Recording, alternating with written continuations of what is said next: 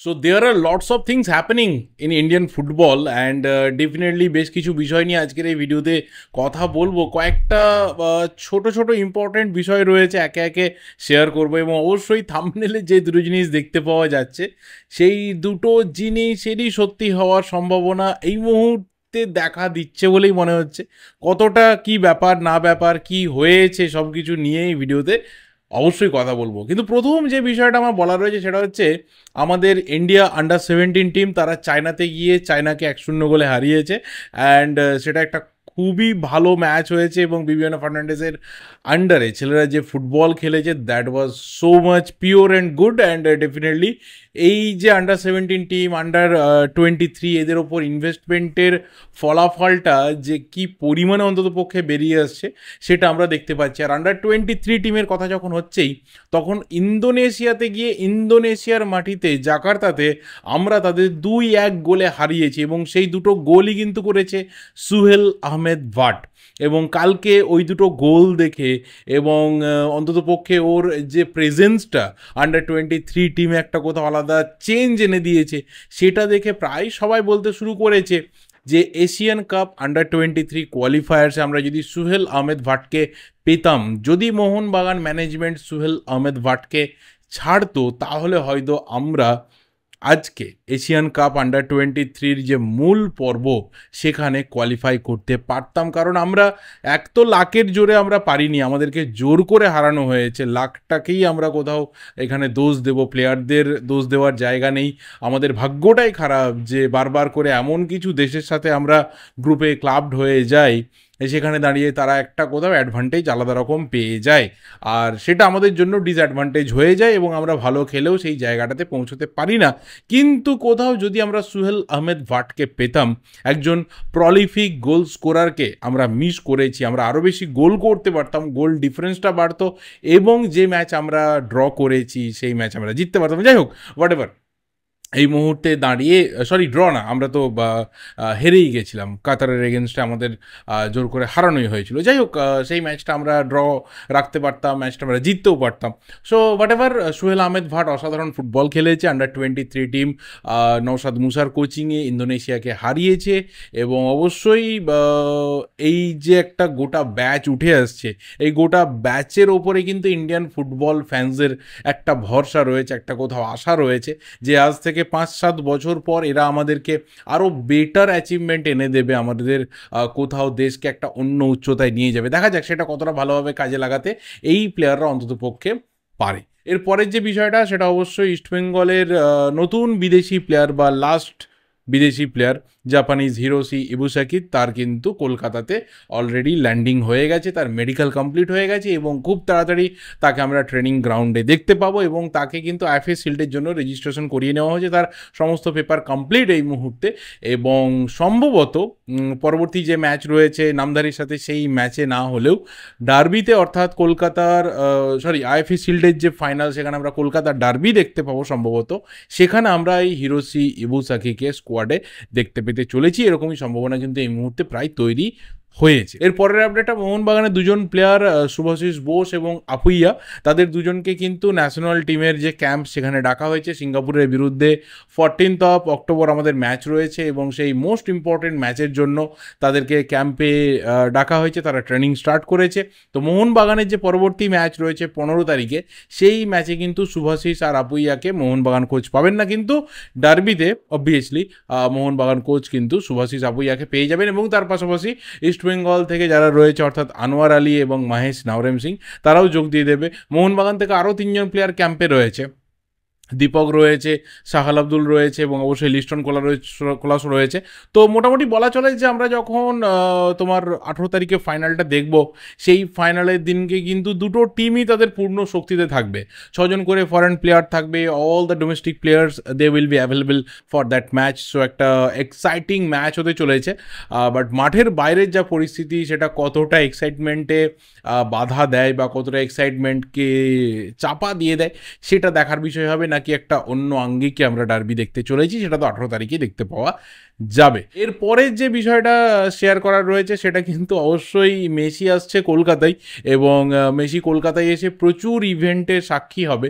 অনেক কিছু ইভেন্ট সামনে রয়েছে। একটা মনে করা হচ্ছে যে মিনি মিনি বলতে এখানে ছোট সময়ের জন্য একটা ডার্বি আয়োজন করা হবে, যারা এক্স ফুটবলার মোহনবাগান এবং ইস্টবেঙ্গলের, এবং অবশ্যই তার সাথে মেসির আর্ডেন্ট ফ্যান বা ফলোয়ার বা মেসিকে ভালোবাসে তাদের নিয়েই দুটো স্কোয়াড তৈরি করা হবে এবং একটা ছোট্ট সময়ের জন্য ডার্বি আয়োজন করা হতে চলেছে। এবং তার পাশাপাশি আরও প্রচুর ইভেন্ট রয়েছে, কিন্তু সবথেকে বড় যে জিনিসটা কালকে হাইলাইটেড হয়ে সামনে এসেছে যে মেসি কিন্তু মিট করতে চলেছে রাজু দা পকেট পরোটার সাথে।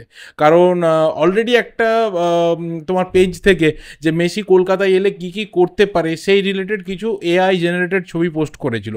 যেমন মেসি দক্ষিণেশ্বরে পুজো দিতে যাবে, মেসি উজ্জ্বলদার বিরিয়ানি খাবে, মেসির ফুচকা খাওয়া দরকার, মেসির রসগোল্লা ট্রাই করা দরকার, ট্রামে চড়া দরকার, এটসেট্রা এটসেট্রা, যেটা আমাদের কলকাতার মোটামুটি ভাইরাল অ্যান্ড পপুলার বা নস্টালজিক যে জিনিসগুলো রয়েছে। এবং তার সাথে অবশ্যই যেটা মেন সামনের ওই কাভার ছবি ছিল সেটা ছিল একদম রাজুদার হাত থেকে পকেট পরোটা নিচ্ছে মেসি। আর এটাতে শতদ্রু দত্ত, যিনি মোটামুটি বিভিন্ন স্টার ফুটবলারদেরকে এর আগে এনেছেন এবং অবশ্যই দ্য গোট মেসিকে তিনি কলকাতায় নিয়ে আসছেন, ভারতবর্ষে নিয়ে আসছেন আবারও, তিনি কিছুটা ক্ষিপ্ত হয়ে গেছেন বা তার কিছুটা খারাপ লেগেছে যে একটা মানুষ যে নিজের পায়ে দাঁড়িয়ে রোজগার করে খাচ্ছে, যে অন্যের কারোর পয়সাতে ফুটানি মারছে না, যে নিজে স্ট্রাগল করে আজকে কোথাও একটা জায়গা তৈরি করতে পেরেছে, তো তাকে নিয়ে এই ধরনের মিম বা ট্রোল সেটা একদমই অন্যায্য। এবং এই ধরনের মানুষ যারা নিজের পায়ে দাঁড়িয়ে কিছু করে সংসার চালান বা নিজের ফ্যামিলির দায়িত্ব নেন, তাদের যে শতদ্রু দত্তর ভালো লাগে এটাও তিনি তার সোশ্যাল মিডিয়া পোস্টে জানিয়েছেন। এবং তিনি বলেছেন যে এই যে একটা আর্টিফিশিয়াল ইন্টেলিজেন্স দিয়ে বানানো ছবি, এটাকে তিনি সত্যি করে দেখাবেন। তিনি মেসির সাথে রাজুদার একটা দেখা করাবেন, একটা কোলাব তৈরি হবে, সেটা আনএক্সপেক্টেড কোলাব হচ্ছে এবং একটা ড্রিম কোলাব হয়ে যাবে দ্য রাজুদা পকেট পরোটার জন্য। অ্যান্ড ন্যাচারালি ঠিক কথাই, যে কোনো মানুষ যারা নিজের পায়ে দাঁড়ায় দেখি সবসময় তাদের নিয়ে এই ভাইরাল হওয়া বা তাদেরকে নিয়েই সেন্ট্রিক হয়ে থাকা। হ্যাঁ, কিছু খারাপ লোকজন তো ডেফিনেটলি রয়েছে, বাট যে মানুষগুলো সত্যি স্ট্রাগল করে, হার্ডওয়ার্ক করে, তাদেরকে নিয়ে খামোখা ট্রোলিং বা মিম বানানোর খুব একটা যুক্তি নেই, এআই দিয়ে হলেও যুক্তি নেই। আজকে দেখো যারা ট্রোল করেছিল বা মিম করেছিল, বা হয়তো যারা করেওনি, যারা ছবিটা পাবলিশ করেছিল তারা একদমই ফান অ্যাঙ্গেল থেকে করেছিল, কিন্তু সেই ছবিটাকে নিয়ে বহু মানুষ ট্রোল করতে শুরু করে দিয়েছিল।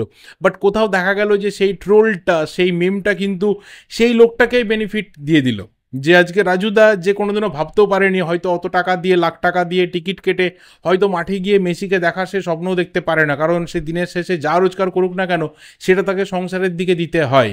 তো সেই জায়গা থেকে দাঁড়িয়ে সে কিন্তু ফ্রিতে একদম ভিভিআইপি ক্যাটাগরিতে সে লিওনেল মেসির সাথে দেখা করবে, আরও হয়তো অনেক স্টার ফুটবলাররা আসছে শোনা যাচ্ছে, তাদের সাথে দেখা করবে। সো এভাবেই কিন্তু মোটামুটি স্বপ্ন অনেকের পূরণ হয়ে যায়। তো আমি যেটা বলি, হয়তো মজা করেই বলি, কিন্তু আমি বলি যে ভাগ্য আর লুঙ্গি মানুষের কখন খুলে যাবে কেউ বলতে পারে না। তো দুটো খুলে গেলেই কিন্তু দুরকম পরিস্থিতি মানুষের জন্য তৈরি হয়ে যায়। যাই হোক, রাজুদার জন্য লটস অফ কংগ্রেচুলেশনস থাকলো যে অন্তত পক্ষে এই জায়গাতে দাঁড়িয়ে অন্যের ভুলে রাজুদার একটা বিরাট বড় স্বপ্ন পূরণ হবে। এবং শতদ্রুদা, যিনি মোটামুটি ব্যাপারটাকে অ্যাপ্রিসিয়েট করেছেন যে একজন খেটে খাওয়া মানুষকে নিয়ে ইয়ার্কি করাটা, খেললি করাটা কখনোই উচিত না, এবং তিনি চ্যালেঞ্জ নিয়েছেন যে মেসির সাথে রাজুদা তিনি দেখা করাবেনই। অ্যান্ড লাস্ট থিং অবশ্যই বলতে হবে যে আরও একজন goat, the Cristiano Ronaldo the CR7 কি ইন্ডিয়াতে আসবে, গোয়াতে কি আসবে, তাকে কোনোভাবে অন্যরকমভাবে ইনভাইট করে বা তার জন্য আলাদা রকম কোনো অ্যারেঞ্জমেন্ট করে তাকে নিয়ে আসতে হচ্ছে না, একদম মেরিটের ভিত্তিতে তাকে আমরা ইন্ডিয়ান ফুটবলে খেলতে দেখতে পাবো, এরকম একটা সুযোগ আমাদের কাছে তৈরি হয়েছে। কিন্তু ফাইনালি কি রোনাল্ডো আসবে ইন্ডিয়াতে, এটা একটা বিরাট বড় প্রশ্ন। কারণ মোটামুটি রোনাল্ডোর এই বছরের যে প্ল্যানিংটা রয়েছে সেটা আল নাসরের হয়ে বাইরের মাঠে খেলতে যাওয়ার খুব একটা কিন্তু তার প্ল্যান নেই।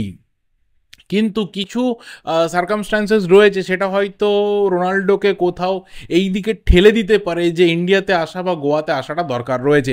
কী কী থিওরি উঠে আসছে না, নাম্বার 1 হচ্ছে অবশ্যই Goa management, Goa FC Goa management এবং গোয়া প্রশাসন, অর্থাৎ একদম চিফ মিনিস্টারের তরফ থেকে আল নাসরের কাছে এবং সৌদি ফুটবল ফেডারেশনের কাছে রিকোয়েস্ট করা হয়েছে এবং তাদের চিঠি পাঠানো হয়েছে যে গোয়াতে কেন ক্রিশ্চিয়ানোর আসা দরকার রয়েছে এবং গোয়া কতটা পর্তুগিজ পর্তুগিজ কলোনি ছিল, কতটা পর্তুগালের বা পর্তুগিজ পিপলদের একটা ইনফ্লুয়েন্স বিশালভাবে রয়েছে, এবং অবশ্যই ইন্ডিয়ান ফুটবলে ক্রিস্টিয়ানো রোনাল্ডোর কি ক্রেজ রয়েছে অ্যাজ ওয়েল অ্যাজ লিওনেল মেসির কি ক্রেজ রয়েছে, সবটাই বোঝানো হয়েছে। এবং রোনাল্ডো এলে কতটা ভারতীয় ফুটবলের একটা কোথাও ব্র্যান্ডের ডেভেলপমেন্ট হবে, একটা কোথাও আলাদা জায়গাতে ইন্ডিয়ান ফুটবলকে নিয়ে বা এফসি গোয়াকে নিয়ে কথা হবে, সবটাই কিন্তু বলা হয়েছে। এটা একটা 1 নম্বর ব্যাপার।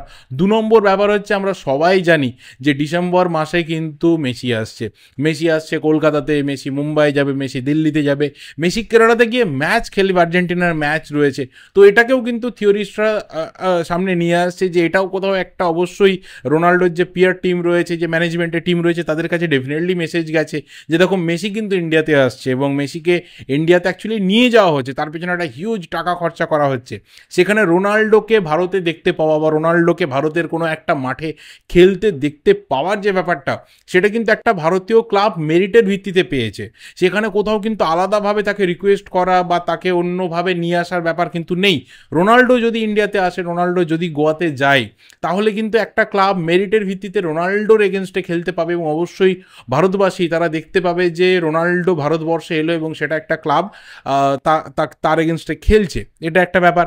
এবং নাম্বার 3 সেটা হচ্ছে যে পর্তুগিজ এবং যেটা বললাম যে গোয়ার একটা বিরাট বড় সংমিশ্রণ রয়েছে, সেখানে একটা ইনফ্লুয়েন্স রয়েছে, সেটাকেও কিন্তু অনেকে বলার চেষ্টা করছেন যে একদম সরাসরি পর্তুগালের সাথে যে গোয়ার একটা সম্পর্ক, বিভিন্ন ধরনের ধর্মীয়ভাবে যে সম্পর্ক রয়েছে, কালচারালভাবে যে সম্পর্ক রয়েছে, সেই থ্রুতেও নাকি চেষ্টা করা হচ্ছে যাতে রোনাল্ডোর কাছে সেই মেসেজটা পৌঁছে দেওয়া যায় যে তার জন্য এই গোয়াটা, মানে গোয়ার জন্য অ্যাকচুয়ালি পর্তুগাল কতটা ইম্পর্টেন্ট, সেটা রোনাল্ডোকে বোঝানোর চেষ্টা হচ্ছে। এবং সব দিক থেকে লাস্ট যে তোমার চিঠি এসেছিল গোয়া ম্যানেজমেন্টের কাছে, এফসি গোয়ার কাছে, সেখানে কিন্তু আল নাসর বলেছিল সমস্ত যে প্লেয়ারদের সিকিউরিটি, সেই প্লেয়ারদের যেন পর্যাপ্ত সিকিউরিটি হয় এবং তার রিপোর্ট যেন আল নাসরকে পাঠানো হয়, এবং সেই প্লেয়ারদের লিস্টে কিন্তু অবশ্যই ক্রিস্টিয়ানো রোনাল্ডোর নাম ছিল। এটা একটা কোথাও আশার আলো আমাদের জন্য যে নামের তালিকা পাঠানো হয়েছিল সেখানে রোনাল্ডোর নাম ছিল।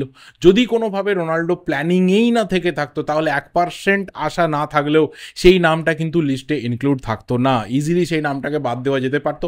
আর আমরা সবাই জানি, দেখো গোয়ার এগেনস্টে আল নাসের তাদের Ronaldo, Joao Felix, Sadio Mane এই ধরনের প্লেয়ারদের ছাড়াও জিতবে, এটা খুব স্বাভাবিক ব্যাপার। কিন্তু রোনাল্ডো তো শুধুমাত্র এখানে খেলে আল নাসেরকে জেতাতে আসবে না। মানে রোনাল্ডো যদি আসে, রোনাল্ডো যদি স্টার্টিং 11-এ নাও থাকে, রোনাল্ডো যদি 10 মিনিটের জন্য নামে, আমার মনে হয় যে সেটা ইন্ডিয়ান ফুটবলের জন্য একটা বিরাট বড় ব্যাপার, যে আমরা কোথাও একটা এক্সাম্পল সেট করতে পারবো যে আমাদের একটা ক্লাব তারা একটা জায়গাতে অ্যাচিভ করলো, অ্যাচিভ করে এমন একটা মেরিটের ভিত্তিতে একটা গ্রুপে গেল, এবং সেই গ্রুপটাতে এমন একটা টিমের সাথে খেলা পড়লো যে টিমটাতে ক্রিস্টিয়ানো রোনাল্ডো রয়েছে, যাকে দেখার জন্য, যার খেলা দেখার জন্য মানুষ তার মোটামুটি উপার্জনের একটা বিরাট বড় অংশ খরচা করতে রাজি রয়েছে, যাকে এক ঝলক দেখার জন্য মানুষ বহু রাস্তা হাঁটতে রাজি রয়েছে, যাকে একবার ছুঁয়ে দেখার জন্য মানুষ অন্তত স্বপ্ন দেখে। আমরা তো সেই এক্সাম্পলটা সেট করতে পারবো। বড় বড় যে তোমার স্পোর্টস পোর্টাল রয়েছে, সেখানে লেখা হবে যে Cristiano Ronaldo in India to play against an Indian club. এর থেকে বড় জিনিস আর কিছু হতে পারে না। সো আমি অন্তত পক্ষে আশায় বুক বেঁধে রয়েছি, ঠিক যেমনটা মেসি আসার এই মুহূর্তে চূড়ান্ত সব কিছু মানে প্রস্তুতি রেডি হয়ে গেছে যে মেসি আবারও কলকাতায় আসছে, মেসি আবারও ইন্ডিয়াতে আসছে, মেসি ইন্ডিয়াতে আবারও ম্যাচ খেলবে, ঠিক তেমনই রোনাল্ডো যেন ইন্ডিয়াতে আসে, রোনাল্ডো যেন গোয়াতে আসে। 22শে অক্টোবরের ম্যাচে আমরা যেন দ্য ক্রিস্টিয়ানো রোনাল্ডো দ্য CR7কে এফসি গোয়ার এগেনস্টে খেলতে দেখি, যেন গোল করতে দেখি, আর ফতোরদাতে আমরা যেন সিউ এই সেলিব্রেশনটা দেখতে পাই। সো দেখা যাক কি হয়। এর থেকে বেশি অন্তত পক্ষে চাওয়ার কিছু নেই, কারণ এই দুজন প্লেয়ার তাদের কেরিয়ারের একদম সায়ান্নে রয়েছে, হয়তো আর আমাদের কাছে এই অপরচুনিটি আসবে না। This is the last and this is also the first opportunity যেটা আমাদের কাছে এসেছে, সেটা আমরা ইউটিলাইজ যেন হতে দেখতে পারি, এইটুকুই আশা আমার অন্তত পক্ষে একজন ফুটবল ফ্যান হিসেবে, অ্যান্ড ডেফিনেটলি একজন CR7 ফ্যান হিসেবে থাকলো। এই ভিডিওটা এ অবধি। এবার তোমাদের যা কিছু ওপিনিয়ন্স রয়েছে রিগার্ডিং অল দিস থিংস অবশ্যই কমেন্ট করে জানাতে থাকো। দেখা হবে পরের ভিডিওতে। টিল দেন চ্যানেলটা সাবস্ক্রাইব করতে থাকো। Thank you and good by.